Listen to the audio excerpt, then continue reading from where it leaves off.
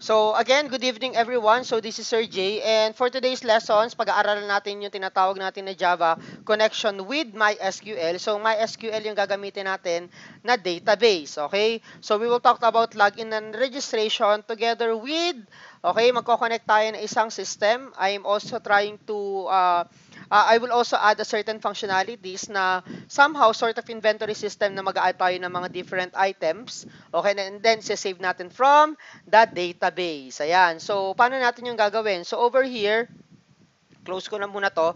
So, ito yung NetBeans natin, ano. So, this is the NetBeans, and then, ang gagawin ko lang is ipa-play ko lang to. Close ko na muna to, ha. So, I'll start to play this one. Yan.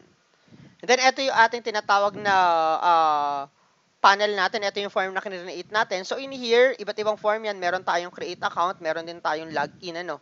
Create account, login, and then meron tayo dun sa may pag-add ng mga different items or categories. Okay? So, in here, dito sa registration part, mag-start lang tayo mag-register. So, ang gagamitin natin for the database is si SAMP. So, makikita natin, hindi ba, every time na kung basic pa lang yung alam natin sa Java, mostly pagka babato kasi tayo ng data, hindi naman yun nawawala, di ba? So, nawawala siya actually, hindi naman siya nasa-save. So, in here is, ang gagawin natin is i-save natin to sa database. Okay? So, meron to registration, login, and then pag-add ng mga different items. So, punta lang tayo dun guys sa pinaka-database natin. So, ito yung pinaka-database sa pag-i-store natin. I'll also teach you mamaya kung paano makapag-create nito. Okay? So, in here, meron akong create na meron akong create na inventory na database. So, ito yung pinaka-database natin. And ito naman yung dalawang table. So, we have here dalawang table. Isang table for the account details and isang table naman for the product details. Okay? So, makikita nyo, ito yung mga pinagsisave natin na data. So, ito yung mga sinave ko na data kanina nung hindi pa nakikita yung views ko. No? So, andito siya. So, ang gagawin natin is i-retrieve din natin mamaya yan para makita natin doon sa pinaka-front end natin. Okay? So, pakita ko sa inyo how does it go. So, sa registration, try natin mag-register. Like, for example, mag-register ako ng Mark123. And then, for the password is Mark123. Pero, take note ha, pagka sinave ko to, raw file to. Okay? For the password. Pero, hindi natin to ginagawa sa actual way ha. Kailangan kasi ang ginagawa natin dito is ini-encrypt natin yung password. But for the sake lang na makita natin na na-i-store yung data, eto muna yung ginamit ko. Okay? For the future lessons natin, ang gagawin natin is i-encrypt natin yung mga data na yan for the security purpose. Okay? Click lang natin yung submit button. And then automatically, mapupunta na yon doon sa ating account details na table. Ito siya. Mark123 and then Mark123. Okay? So, aside from that, pagka-clinic natin yung login, pwede tayong mag-login. So, like for example, naglagay ka Mark lang and Mark. So, kapag ka-clinic mo yung login button, you will have a certain pop-up na invalid credentials kasi wala naman tayo nakasave from the database na ang pangalan ng username is Mark and na ang password is Mark. Kasi ang ginamit natin is Mark123 and yung mga former na mga data na nakasave natin from the database. So, baguhin lang natin yan. Gawin natin siyang Mark123. And then, same thing din with the password, Mark123. Click natin yung login. And then, makita natin that our login is already successful.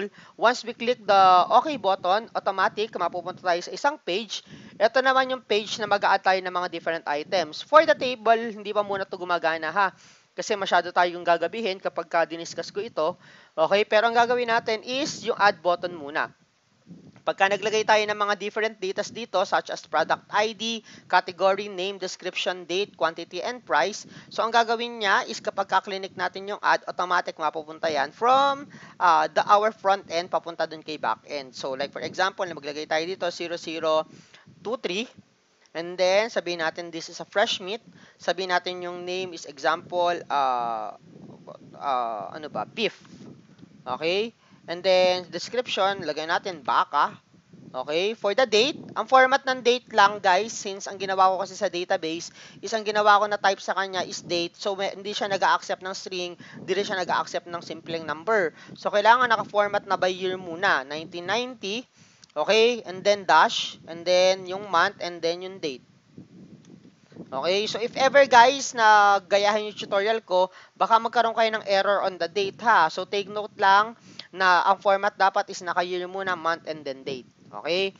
So, and then lagyan natin ng value yung quantity, example 10, and then for the price, gawin natin 90. So, once we click the add button, na-remove na yan dyan, but on our product details, it's already available here. So, ayun, yung fresh meat, beef, 19, yung baka, 1990, 0203, and then quantity is 10, price is 90. Okay, so ito yung gagawin natin for this tutorial. Okay, so I hope na maging malaking tulong sa inyo to, especially dun sa mga nagtitik na ng mga advanced lessons natin sa Java. Okay, so if may mga classmates pa kayo guys na gustong matuto about these lessons, so I hope that you can invite them, kindly share na lang din yung aking live videos, no? So, start na tayo. So, ano yung kailangan natin para makapag-establish tayo or makapag-create tayo ng connection? So, first thing, kailangan tayo guys mag-install yung tinatawag natin na SAMP. Ito yon. Okay? So, ito yung install natin. Kailangan makapag-install kayo ng ganito. So, paano ba ito ini-install? It is really easy. So, ang gawin nyo lang, you just simply go to Google and then type nyo lang yung word na SAMP. XAMPP and then i-download nyo lang iyon. Okay, so over here, download nyo lang. So, kuhanin nyo lang yung version na kailangan nyo. Okay? So, for Windows, meron din to for Linux, meron din tayo for Mac. Okay? So, piliin na lang mabuti what will be the versions that you need on the computers that you have. Okay? So, kapag ka na-install na yan, madali lang yung install. Hindi ko na siya i-cover ngayon kasi masyadong magtatagal. Okay? So, ang isa pang kailangan nating i-download is yung, hindi ba, we have what we call the NetBeans. Ito yung NetBeans natin, yung ginagamit natin na IDE sa pag-create ng code. So, in order for us na makapag-connect, kasi, kukonekta tayo sa database ni MySQL, kailangan natin ng tinatawag natin na Java MySQL connector. So, ang gawin nyo lang, punta lang ulit kayo kay Google, and then type nyo lang is MySQL Java connector. Yan. So, automatic you will be redirected here. Kuhanin nyo lang to. Yan. And then, click nyo yan. And then, over here, select nyo lang yung platform independent. Platform independent, and then, ito yung i-download nyo. Download nyo lang yan. Over here, click nyo lang yung download. Ako, I already downloaded it na ha. So, ito siya. So, kapag ka na-download nyo ito, ang itsura kasi ng file na yan, guys, is naka-WinRAR. O kaya naman, naka-RAR file. Okay? So, right-click nyo lang yan, then is extract nyo. So, magkakaroon kayo ng ganitong laman sa loob. Okay? So, mahalaga ito kasi ito yung gagamitin natin na connection from our NetBeans papunta din kay MySQL. So, mag-start na tayo. Let's start from the scratch. So, siguro I will prefer to really start from scratch, pati sa pag-create ng mga different UIs para naman dun sa mga bago pa lang na nagko-code. Okay? So, click lang natin yung next. Java with Ant, and then Java with Java applications, next. And then, i-disable lang natin yung create main class, and then, pangalanan natin to bilang inventory system. Okay, and then, click lang natin yung finish na. So, actually, maraming mga tutorials sa internet, sa YouTube nito. Chinek ko nga kung ano yung magiging difference ko. Maraming tutorials, guys, na available sa internet na nag-connecta ng MySQL, Java papunta kay MySQL. Kaso, ang problema, walang mga salita, ano. So, over here, ito yung create natin. Okay, under na source package. Okay, walang laman. Kasi if basic yung alam nyo, meron tong main, di ba? So ngayon, for this tutorial, wala tong nakalagay na main. Ang gagawin natin, lalagyan natin yan. Right-click nyo lang dito sa default package. And then, ang kailangan natin gawin yung mga different frames. Okay? Click nyo lang yung JFrame form. Pangalanan natin to bilang si, unahin natin si registration. Okay? Click natin si registration. Okay? And then finish. Then automatic you will have this type of interface. Okay, meron tong source, meron tong design, meron tong history. Ayan. So sa source, dito natin makikita yung code. Sa design, dito tayo maglalagay ng mga different design. So for this tutorial, ang gagawin natin, magke-create tayo syempre ng design. So andito yung mga palette sa gilid. So we have the panel. Okay. Ito yung mga labels, yung mga basic lang gagamitin natin. Meron tayong button. Ito yung mga mahalaga na gagamitin. Gagamitin din natin mamaya si combo box, and then gagamitin natin si text field. Okay, so si text field, ito yung text box kung saan tayo nagta-type ng mga different data. So si label, ito lang yung nakalagay ng mga descriptions natin for each text boxes or even different na mga swings. Okay, so si button, ito yung mga kiniklik natin ng mga different buttons. So ang technique guys, ang suggestions ko, gumamit muna kayo ng panel, mag-drag kayo ng isang panel dito, over here, yan. Kasi ito yung somehow, medyo sa madaling way, parang ginagawa niya is pwede nyo i-group lahat ng mga ilalagay nyo sa loob niya. So, palitan lang natin to ng kulay, go to properties, and then background. Then, palitan natin ng ibang kulay. Okay, gawin natin blue. Yan. So, meron tayo isang, pagka nira natin to, ang itsura niyan is ganito. So, papipiliin kayo kung marami kayong mga JFrame forms. So, piliin nyo kung ano yung gusto nyo mag-run. No?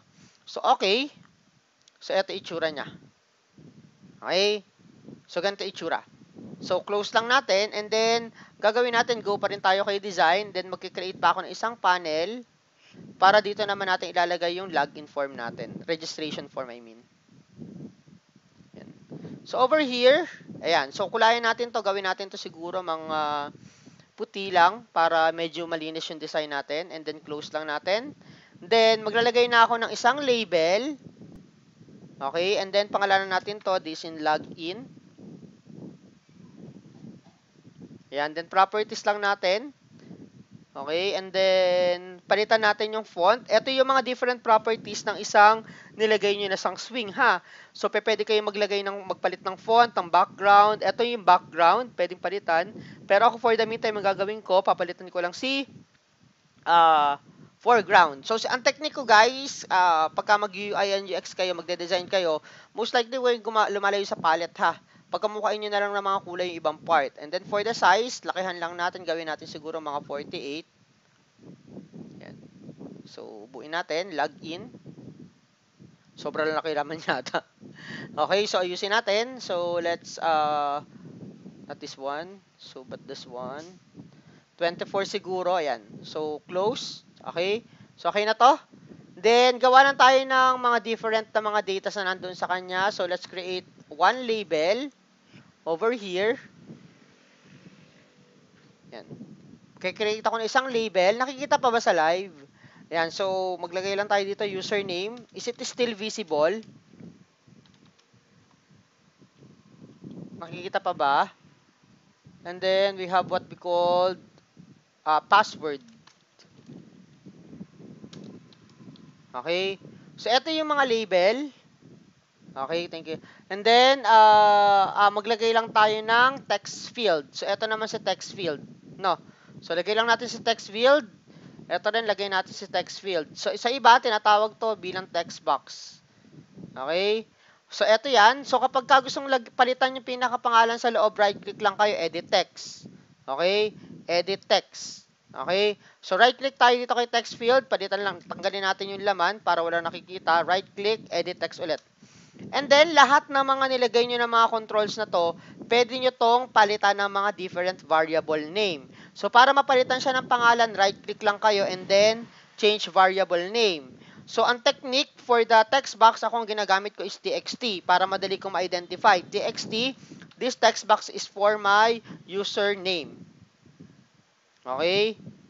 So, kung ako naka-login ako, ang gagawin ko, nilalagyan ko rin din ng word na log. Para ibig sabihin, itong text, text field na to, is under siya ng login na frame, and then ang pangalan niya is username. So, it depends to you, ha? Ako, yan ang mga ginagawa kong technique. So, and then, txt ulit, text box is ito, and then ang gagawin natin is, lalagay natin to ng log, and then, this will be the password. Okay? Ano ba ginagamit ko? Mali pala, this is not the login, So, this is the registration pala. Sorry. Okay, baka malito kasi kayo. Okay, so, ayan. And then, over here, maglalagay tayo ng isang button.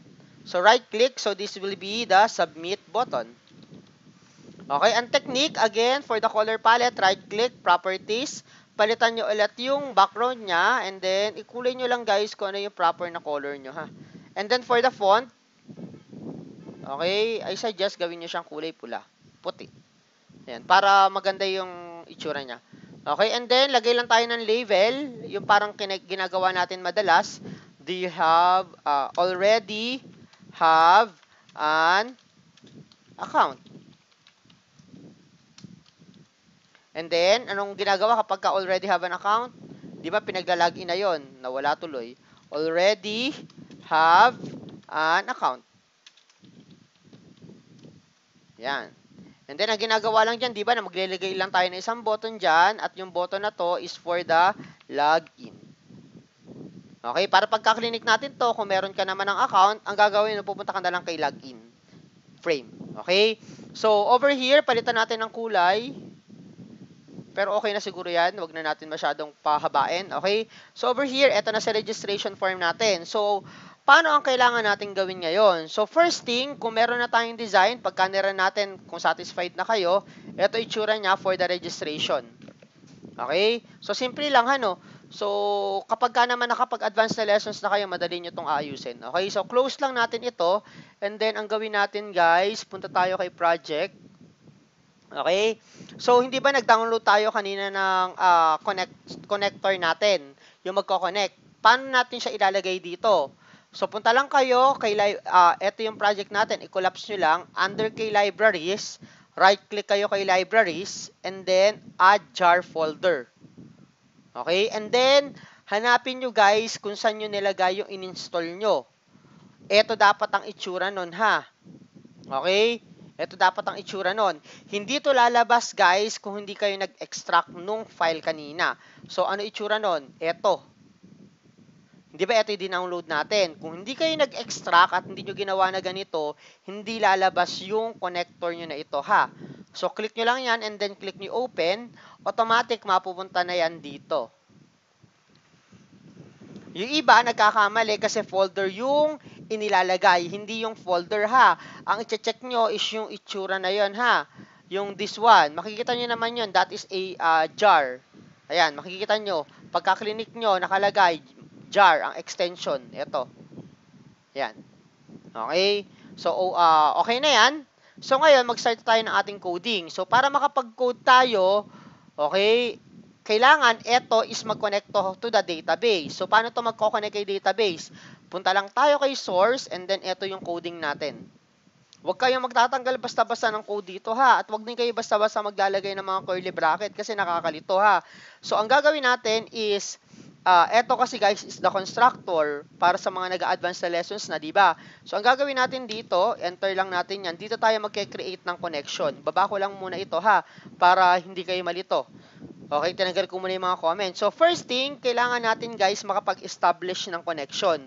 So, para makapag-establish tayo ng connection, kailangan natin tawagin si method na ang pangalan si function na ang tawag is connection, and then maglagay lang tayo ng variable. So, ang papangalan natin sa variable is con. Okay? In here, nako. Sorry, dumudugo ang aking ilong. Okay? In here, ang kailangan natin gawin is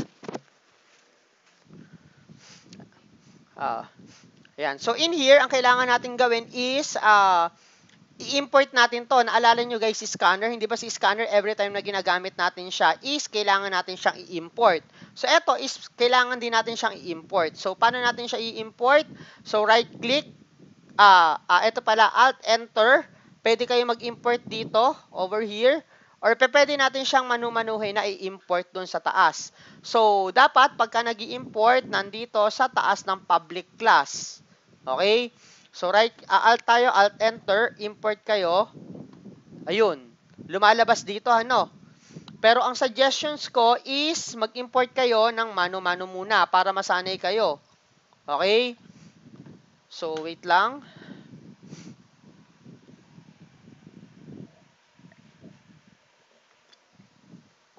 Sorry. Ayan. So, para makapag-import tayo, so, kailangan nasa taas ng class natin na yung class na create natin. Lagay natin dito. Okay. So, tab natin. Wag na palang i-tab. Gawin natin import. Lalagay nyo lang sa word na import. And then, lagay nyo si java.sql. And then, kung ano yung name ng method. O yung iba, ang ginagawa na nila asterisk para lahat. Kaso, ang dami niya kasi ini-import kapag ginamitan nyo ng asterisk. Kaya ako, ang technique ko muna, paisa-isa na lang muna. So, lagay nyo na lang si connection. Ayan, hindi na siya magiging error kasi na-import na natin yung method na connection. Okay? So, over here, ano pa kailangan natin gawin? So, aside from that is kailangan din natin na ng isang class para kay statement. Ito naman yung statement na ito naman yung method na gagamitin natin. So, lagyan natin to ng ano, this is for the connection method. Okay, kailangan din natin na isa pang method for SQL statement. Okay, para makapag-code tayo with the use of SQL, so ito yung gagamitin natin. So lagay lang natin to ng variable, lagay natin ST. Okay, so ito yung gagamitin natin. So error pa rin to, same with the connection. Kailangan natin is import siya. Lagyan nyo ng word na import, and then java.sql. Okay, SQL. And then dot, so lagyan nyo lang ng statement. Ayan. So, automatic, okay na siya. Okay? So, ngayon, wala pa tayo na-establish na connection. Nag-define pa lang tayo ng mga different variables or objects na kailangan natin. So, para makapag-establish tayo ng connection, kailangan natin mag-create a method for connection. Okay? Para makapag-create ng method, paano kailangan? So, kailangan natin ng public void, and then pangalanan natin yung connection natin bilang connection. Okay? So, ito yung method na gagamitin natin para makapag-establish tayo ng connection natin. So, paano natin to, pagka mag-create tayo ng connection, guys, kailangan natin ng tatlong, ilang bagay ba yun? Kailangan natin ng 5 bagay. So, required for connections. So, una, ano yung kailangan natin? So, kailangan natin ng database name. Okay? Database name. Pangalan ng database kung saan tayo kukonect. Kailangan natin, guys, ng driver. Okay? Kailangan natin ng URL. Kailangan natin ng username. Papaliwanag ko yan. And then, kailangan natin ng password. So, etong 5 bagay na to ang kakailanganin natin. So, first thing, kailangan muna natin, guys, magpunta doon sa ating SAMP. So, okay, if ever, guys, na ang nangyari sa inyo is nakapag-install na kayo ng SAMP, kailangan nyo lang i-open at kapag ka na-open na yon, ang gagawin nyo lang doon is kiklik nyo lang tong start. Kailangan niya naka-start. So, stop muna natin. So, by default, ganito itsura niyan. Okay? So, kailangan nyo i-click yung start. Okay? Ang gagamitin natin si Apache saka si MySQL. So, sa start nyo yan, click start, start. Okay? And then, click nyo lang si MySQL, under nun si admin. Kasi, syempre, wala pa nito, di ba? So, pagka-click nyo si admin, automatic you will be redirected in this page. Automatic yon. Okay?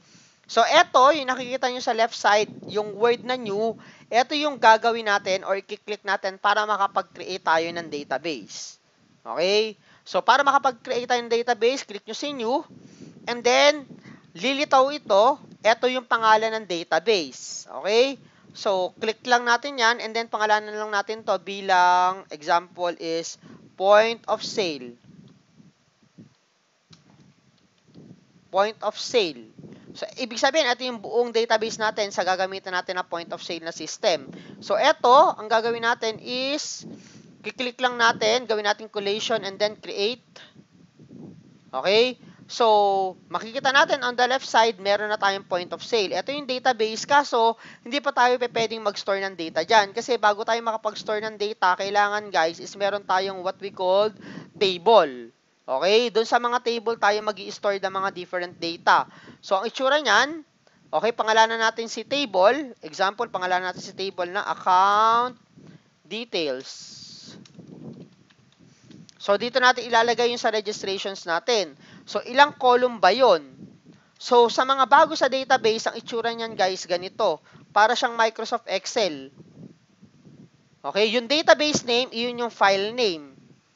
Okay? Yung database name, yun yung file name. Tapos, etong per column na to, assume natin na ito yung kinecreate natin na parang table. Di ba, nag-create tayo account details. Di ba, nag-create tayo account details. So, ito yung kinecreate natin ng mga different table. And alam naman natin kapag may mga table, it is consists of what? Rows and columns. So, ang gagawin natin is magkikreate tayo ngayon ng mga column. Kasi, imagine niyo, di ba, yung mga column dito, ang pangalan niyan, A, B, C, D, so on and so forth. So, papangalanan natin yung column na yan, depende kung ano yung gusto natin pangalan. So, like for example, assume natin na yung column na to, dito natin i-store yung, tawag dito, username. Tapos, sa isa naman, lalagay natin password. So, ilang column to? Dalawang column. Yung unang column, ang pangalan username, ang pangalawang column, password. So, ano pangalan ng table na to? Account details. Okay? So, ngayon, ang gagawin natin, punta tayo dito, mag-create tayo ngayon ng isang table. Okay? Tatanungin kayo, ilang column yun? Dalawang column lang kasi based on our registration, dalawa lang naman yung kailangan natin na column, di ba? So, hindi ito yun. Okay? Based on our design, ilan ba yung kailangan natin? Dalawa lang naman, di ba? For the registration, kailangan lang natin na ma-save si username, kailangan lang din natin na ma-save si password. Okay? So, paano ba? So, close lang natin ito.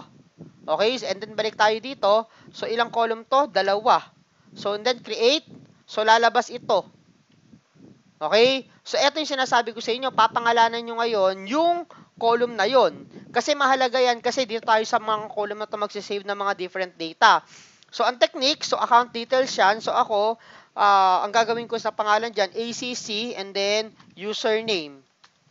Etong type is, kung di ba nagja-Java na kayo, sort of data type yan. Okay? Sort of data type. So, iba-ibang klase yan, but for the meantime, gawin muna yung gagamitin ko. So, in the type, gawin nating varchar, and then, length, gawin ko 251, and then, saka na yung mga ibang definitions ha. So, ang gagawin ko is kailangan doon sa index na column, kailangan siya maging primary key. Ibig sabihin ng primary key guys, hindi kayo pwedeng magkaroon ng magkamukhang value sa loob ng, sa lahat ng row. So, ano ibig sabihin nun, sir? So, ibig sabihin, example, ang username nito is 12, so hindi na pwedeng maulit yung 12.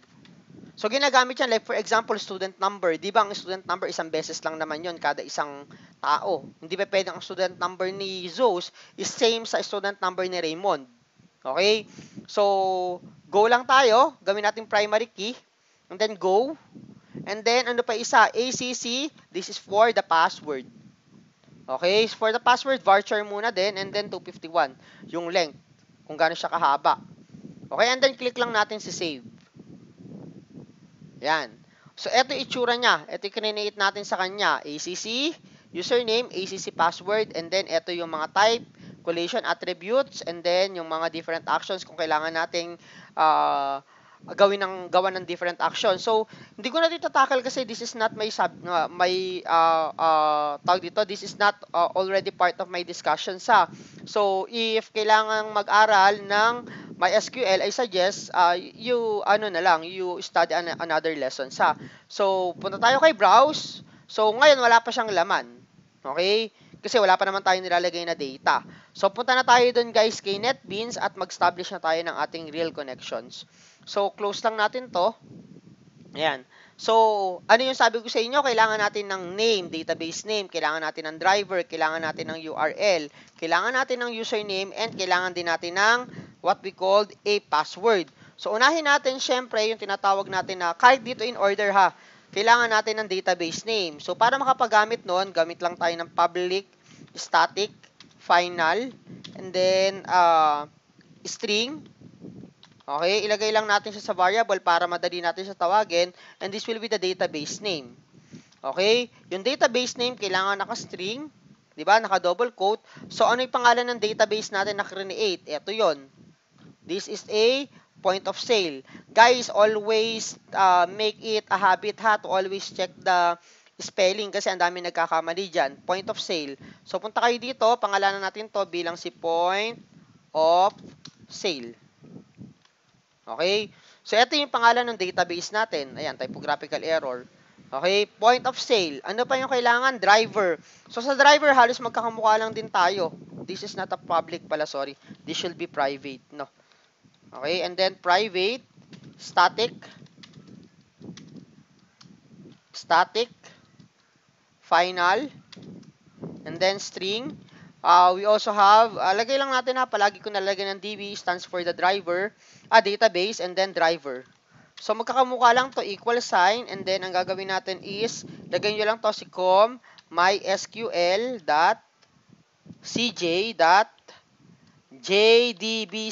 Ingatan yung typographical error ha, dot driver. Okay? So, semicolon. So, aside from that, sino pa kailangan? Kailangan natin ng URL. Itong URL na to, this is the URL or link nung pinaka-database natin. Okay? So, same thing din. Final, and then string, and then we have db URL. Equals, and then sa loob. So, eto is depende guys kung ano yung link na yon is eto yon ha. Okay? Yung link na to. Pero, may technique dyan. Ang gagawin nyo is, lagay nyo lang JDBC, colon, and then lagay nyo si MySQL. Always double check your spelling colon ulit, dalawang backslash, and then lagay nyo si localhost. Localhost, ibig sabihin, hindi pa tayo nag-upload ng website ha. And then, colon, 3306. So, minsan, depende ito. Iba kasi 8080 ha. Makikita nyo kung 33006 yan, tingnan nyo yung sump nyo na to. Over here, tingnan nyo yung port, kung ano yung naka-enable na port. 3306. Okay? So, kailangan, iisa lang yan ha. So, 3306. And then, backslash ulit. And then, dito, i-concatenate nyo lang yung DB name. Then, itsura. So, eto kasi, pwede naman to, itsura niya, point of sale. Point of sale na. Tapos wala nang ganito. Pwedeng wala ng DB name. Ang ginawa ko lang, kaya ko siya ginilagay sa kinoncatenate dun sa may DB name para if ever guys na magpapalit tayo ng pangalan ng database, wala tayong maging problema. Madali lang. Naka-DB name lang. Ito. So, hindi ko na muna kailangan magbago dito. Kasi kung tatawag ka ng maraming DB name, so most likely kung paiba-iba yon, mahirap mag-analyze, no? So, ako nilagay ko lang siya sa variable ko, concatenate ko na lang. So, and then, ano pa yung kailangan gawin? So, for the password naman tayo, we have, may nagchat-chat sa akin, we have what we call private, and then static. Okay, static, and then we have final, and then string. And then, let's have what we call DB username. So, kung wala kayo guys na ginawang settings on your SQL, so ang default niyan is root. Okay? Ang username, magkakamukha lang tayo. And for the password, static. And then we have final, and then we have string. And then DB, ano sabi ko kailangan? Isa pa, we have the password. For the password, blanco. Walang space ha. Malamang iba nagkakaroon ng space yan. Hindi po space ha. Blanco, null. Wala siyang password. Kasi kapag may space yan, ang ibig sabihin, ang password ng database nyo is space. Kailangan walang space ha. Okay, so ito yung 5 kailangan natin para makapag-establish tayo ng connection. Medyo mahaba yung lessons ano. So over here, ang kailangan gawin is mag-establish na tayo ng connection. Gawa na natin ang code tong connection na to. So para magkaroon ng connection, tawagin niyo lang si word na class, dot, and then for name. So dito sa for name niyo ilalagay si DB driver. Okay? Semicolon. Okay, so I'll not cover every details of the lessons ha. So in this case, mag-error yan. Kailangan nyo lang yan guys, is round with try and catch. So round with try and catch ha, hindi throw, close. Okay, so round nyo with try and catch, ito yung magiging itsura.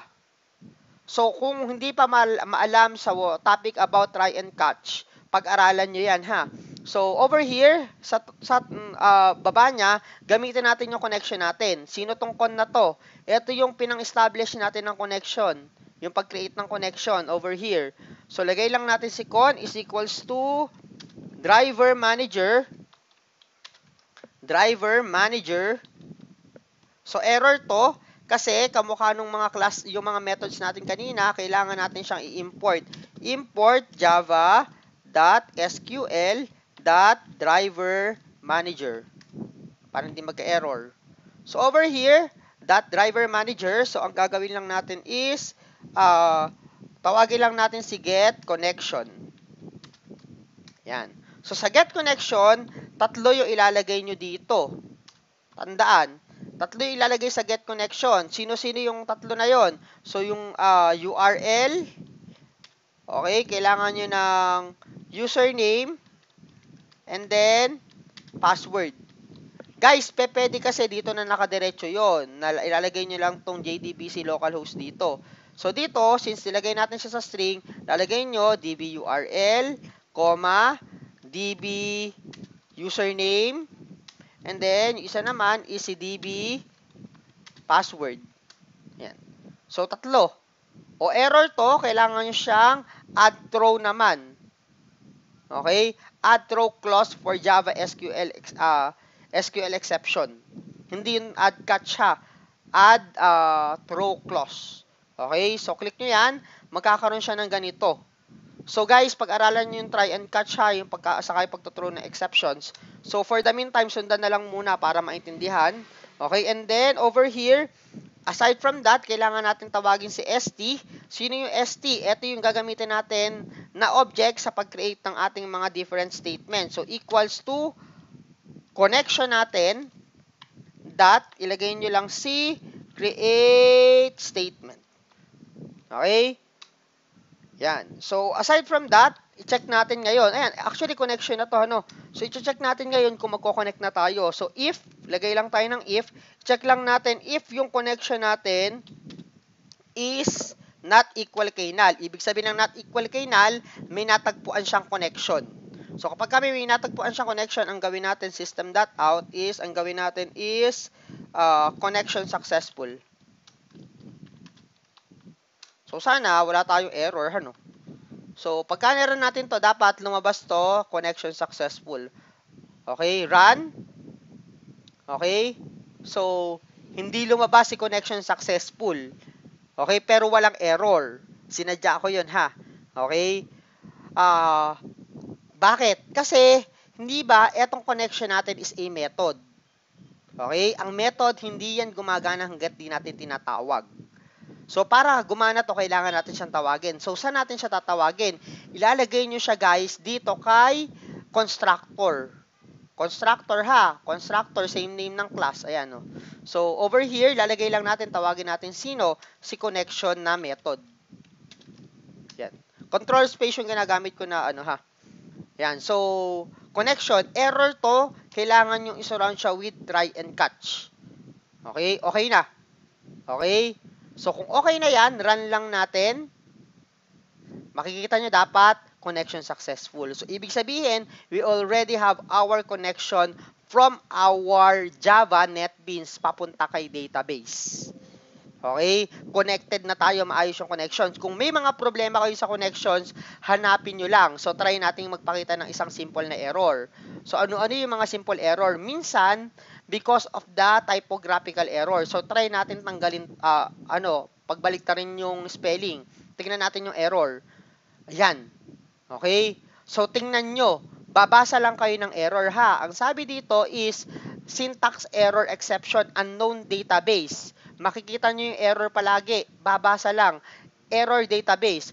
Point for sale. So, kapag ka nakita mo na ang pangalan pala ng database mo is hindi naman ganito, so most likely it causes a typographical error. So, kahit na minsan, ibang mga part, makikita nyo doon sa code, minsan nagkakaroon kayo ng typographical error. Basahin yung mabuti yung line. Tingnan nyo kung tama yung pagkakalagay. Okay? So, kung mali yung pagkakalagay, so, check yung mabuti and then, itama nyo lang. Okay? And then, pagka niran mo, dapat mag-connection successful tayo. Oh, point of sale. Mali na naman. Okay? Point of sale. So, try. Run. Ayun. Connected na tayo, ha? Yan. Guys, part by part yung sundan yung aking tutorial, ha? Kasi kapag may nagkulang kayo sa isang tutorial, mahirapan na kayo sumunod. Okay? So, ito sa registration. So, ngayon, ang kailangan natin is makapag-save na tayo ng database from this NetBeans papunta kay MySQL. Okay? So, paano natin gagawin yon? So, sige. Yan. So,